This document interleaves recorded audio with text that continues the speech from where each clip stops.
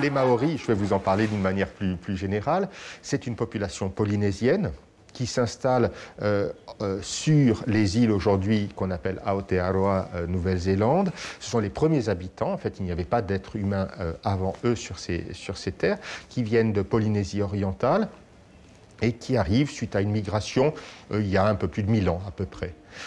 Ça reste la seule population de ces îles pendant très longtemps, avant l'arrivée des Européens à l'extrême fin du XVIIIe siècle. Jusqu'au milieu du XIXe siècle, il est commun chez des personnages de haut rang, aussi bien des hommes que des femmes, de se faire tatouer le visage. C'est un tatouage relativement limité chez des femmes, qui se limite à une partie du menton et des lèvres.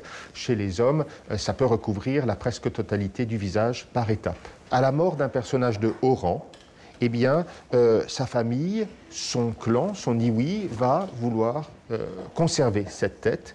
Et donc, on sépare la tête du corps à la suite d'un processus de fumage, si vous voulez. Eh bien, la tête va se conserver, si vous voulez, comme presque tannée par la fumée, et on va la conserver. On peut pratiquer le même rituel pour des chefs ou des grands guerriers ennemis dont on va conserver la tête et qui va être exposée de manière, pour s'en moquer, en fait, sur un certain nombre de lieux, sur des enceintes ou sur des lieux de culte. Ce goût pour les têtes de la part des Européens, il apparaît très tôt. Dès qu'on a les premiers contacts importants et documentés, si vous voulez, c'est un des voyages de James Cook, le grand scientifique à bord du premier voyage, Joseph Banks, obtient un premier crâne, si vous voulez, tatoué, un jeune homme qui était mort à 14 ans.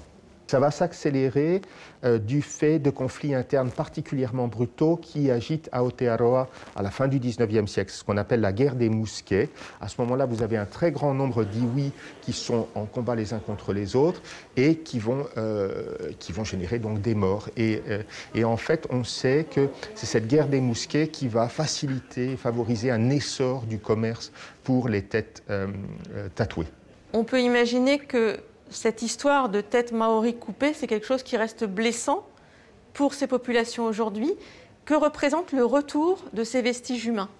Ces défunts, dont on a aujourd'hui une partie des restes matériels, enfin on ne les a plus, mais qui a été rendu, évidemment il s'agit de traces de défunts, et donc c'est pour des Maoris aujourd'hui un sujet très sensible et quelque chose qui leur est à cœur. C'est lié aussi à une histoire coloniale qui est difficile, qui est dure, qui est très violente. Il s'agit d'une violence qu'on pourrait caractériser, mais peut-être que c'est une approche qui serait un peu trop prosaïque.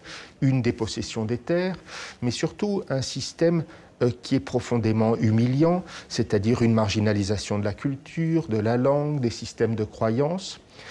Depuis le milieu du XXe siècle, les Maoris souhaitent et manifestent une volonté de réaffirmer leur culture, leur existence, leur identité dans un monde globalisé. Et évidemment, ces têtes jouent un rôle fondamental.